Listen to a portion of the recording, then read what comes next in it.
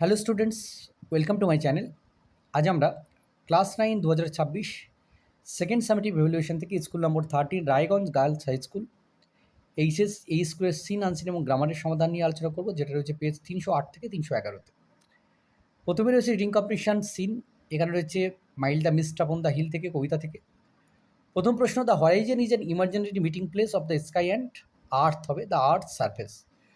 দিগন্তরেখা সেটাকে বলা হয় যেখানে আকাশ পৃথিবীতে মিশে গেছে। 2 নম্বর, the mist of summer fall are described as, কুয়াশাটা কেমন ছিল? সুইট। এবারে হচ্ছে complete the following sentence. After a day of rain the poet watch the cloudy evening fall. 2 নম্বর, the poet felt nostalgic about the days of youth অথবা childhood. এবারে হচ্ছে passage, Tom লুইজের tooth থেকে রয়েছে এই প্যাসেজটা। প্রথম প্রশ্ন প্রথমে রয়েছে ট্রু ফলস, সঙ্গে সাবজেক্ট স্টেটমেন্ট দিতে হবে। The dental instrument was made using a silk thread. True হবে, Mary get me a silk thread. Dental ইনস্ট্রুমেন্টের সঙ্গে কিন্তু একটা সিল্ক থ্রেডও ছিল। 2 নম্বর হচ্ছে Tom's new smile was beautiful, নতুন হাসিটা ছিল বেশ চমৎকার, এটা ট্রু হবে। This enabled him to smile in new and admirable way. প্রশ্ন রয়েছে how was Tom caught in his own trap. Tom কী করে তার নিজের ফাঁদে ধরা পড়েছিল?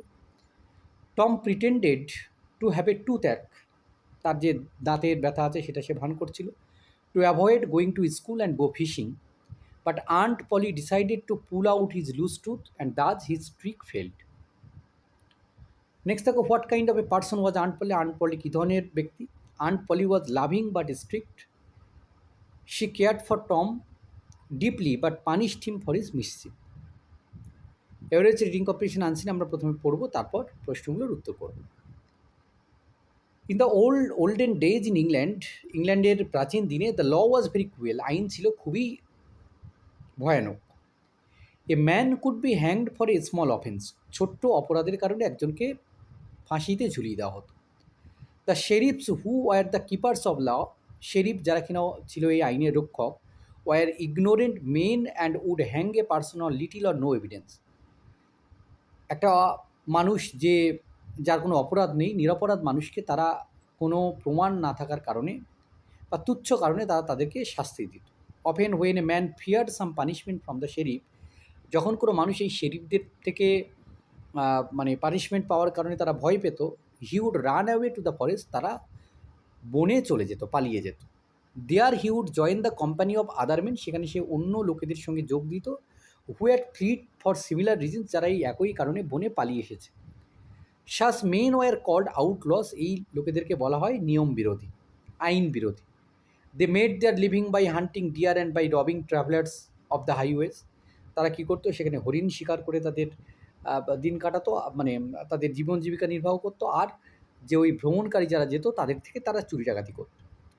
Robin Hood was the leader of a company of outlaws, এই যারা আইন ভঙ্গকারীদের নেতা ছিল Robin Hood. Who lived in Sherwood forest, যে শেরউড বনভূমিতে বাস করত। His name was a terror to rich traveller, ধনী মানে ভ্রমণকারীদের কাছে সে একটা আতঙ্কের নাম। But he was loved by the poor, কিন্তু গরিবরা তাকে ভালোবাসত। Whom he save from cruel landlords and often help with money, যে কিনা ওই ভয়ঙ্কর ল্যান্ড লর্ডদের হাত থেকে সে ওই মানুষদেরকে রক্ষা করতো, তাদেরকে টাকা দিয়ে, অর্থ দিয়ে সাহায্য করতো। The sheriffs of the nearby town was his bitter enemy, আর কাছের শহরের শেরিফরা ছিল তার সব থেকে বড় শত্রু। After many vain attempts to catch রবিনহুডকে ধরার প্রচেষ্টা ব্যর্থ হতে, the sheriffs one day declare that he would give half of his wealth to anyone who would help him to catch Robin Hood. একদিন শেরিফ ঘোষণা করলো যে সে তার সম্পদের অর্ধেকটা তাকে দিয়ে দেবে যে এই রবিনহুডকে ধরতে সাহায্য করবে। তো এই ছিল রবিনহুডের গল্প। প্রশ্ন উত্তরগুলো দেখে নাও। প্রথমে ছিল cause, the sheriffs were ignorant. Effect কী হবে? They punished people without proper evidence.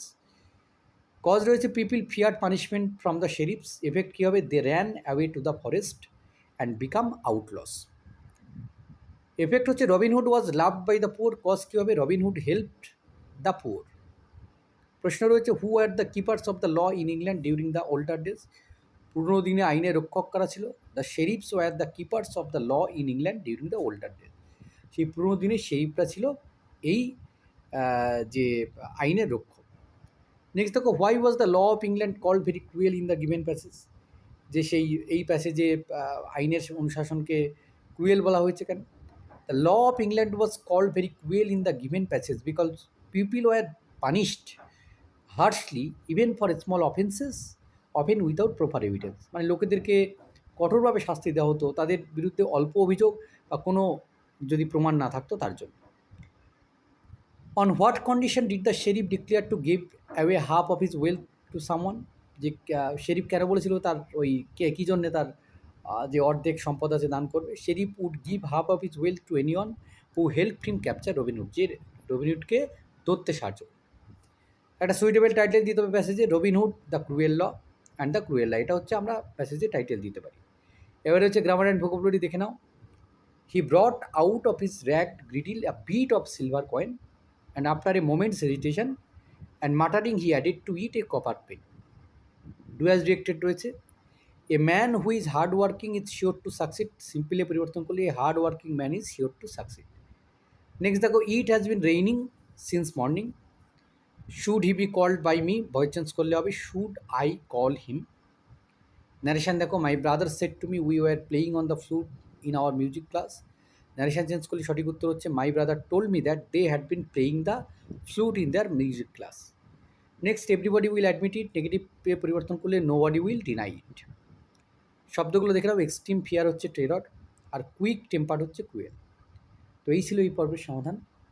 ধন্যবাদ সকলকে সঙ্গে থাকার জন্য। দেখা হচ্ছে পরে নতুন কোনো ভিডিওতে।